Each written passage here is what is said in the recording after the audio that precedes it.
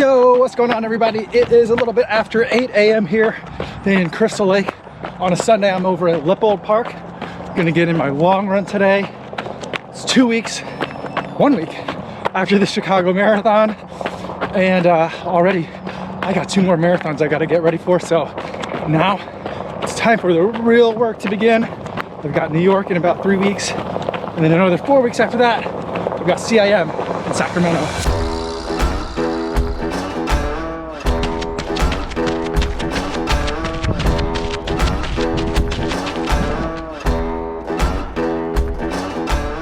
Today's workout, 1 mile warm up, then 3 miles at threshold pace. For me, threshold pace these days looks a little bit different than what I did when I was getting ready for grandma's, but this is where I'm at. And then after the 3 mile threshold, 10 miles easy, and then another 3 miles at threshold, and then my cool down, 18 miles total on the docket for the day.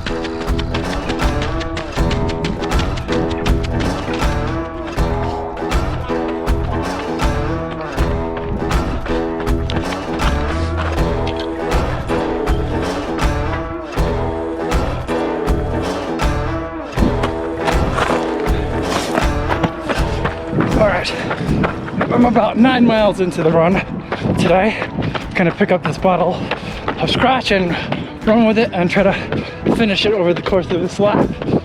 Each lap is about 2.35, 2.4 miles. So another, I think, 2 laps and then back to another 3 miles at threshold.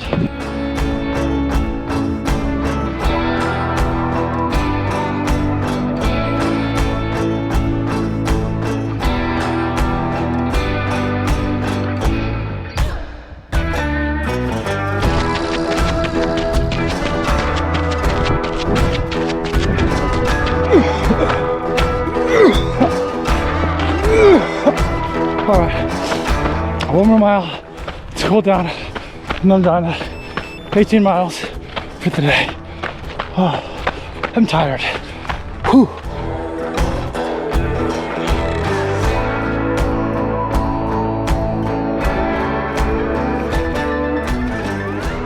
I feel like I had a pretty good run out there for this long run. The 3 miles at threshold, I had kind of 2 sets of that. They were very different. The first one, I was kind of a little bit timid and wanted to make sure that I didn't overdo it for the rest of the workout.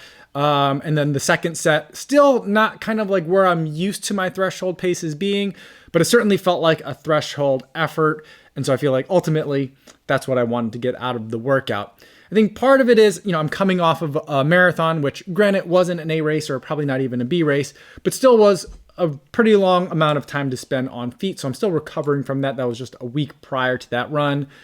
But I really don't have that much time to kind of relax. Somehow my schedule ended up being 3 marathons in about an 8-week period. And then even getting ready for Chicago, I had been training for a 5K up till about 4 weeks before that race. So it definitely isn't an ideal build. And ultimately, the next marathon is going to be New York, which again won't be an A race, but the ultimate goal will be for CIM to be more of like the big marathon that I kind of like push for. I really like that course. I ran it last year. It's a great place to run fast. I'm still not sure if I'm going to be in kind of like the fitness to be able to go for a PR in December, but I do think that it's the race that I'll really be able to kind of like get out there and just like have a nice hard effort and kind of see where I'm at wherever that happens to be. Ideally, I'd love to be able to break 3 hours. Last year at CM, I think I came in at 3:02 and change. So as long as I'm kind of in that range or better, I'd love that. But honestly, I've got a lot of stuff that I'm going to be doing. I did a lot before Chicago. I'll be doing a lot before New York. And then I'll be doing a lot even the week before CIM as well, because the running event is always the week before the California International Marathon. So that's a lot of time on feet, a lot of video content creation, a lot of meetings, a lot of social stuff that happens that week too. So, it might not be a PR kind of day, but that's the date that's circled kind of on the calendar for the next kind of kind of goal race.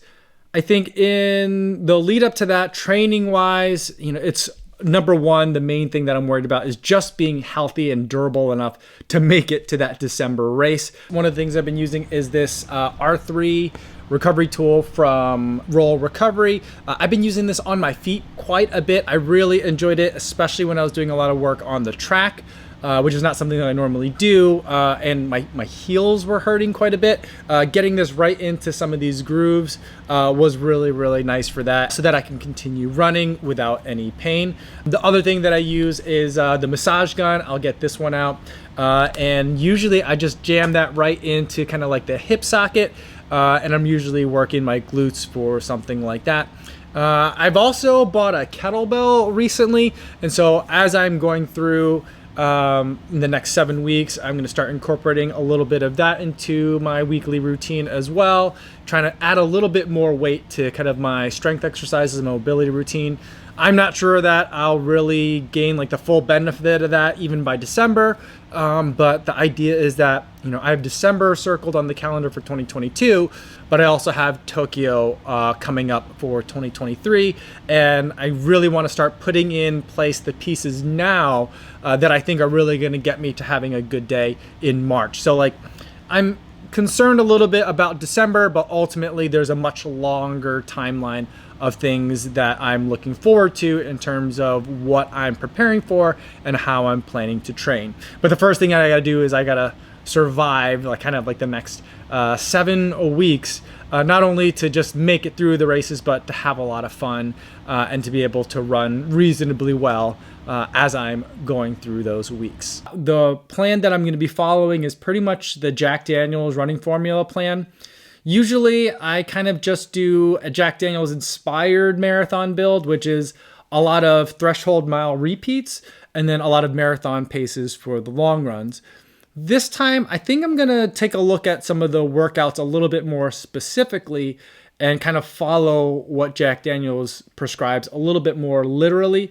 And those workouts are really tough, like combining threshold efforts and usually longer threshold efforts, 2 miles at threshold, 3 miles at threshold, with longer runs with some of those miles at marathon pace. So it's making me a little bit nervous to look at those workouts and to think about that I'm going to try to do those while also training through the New York Marathon, which is not an easy course either. So it's quite a daunting plan. Maybe it's not the best plan. It's optimized for fun and opportunity and excitement, not necessarily for training in fast speed. So I'm going to kind of like take that all into consideration and try to be somewhat reasonable about doing 3 marathons in an 8-week span. But that's kind of where I'm at. Wanted to give you guys a heads up.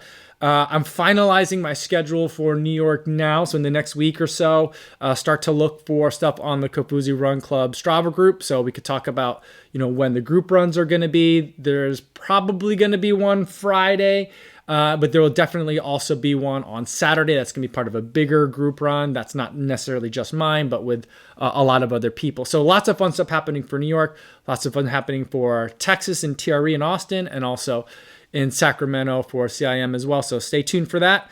It's going to be a fast finish to the rest of the year, and I can't wait to bring you guys along with me, and hopefully I'll be able to see some of you guys in some of these cities that I'll be traveling to in the next few weeks. So that's all I have for today, everybody. Thanks so much for making it all the way to the end of this video. Hopefully you guys are staying safe out there on your runs, and I will see you in the next one.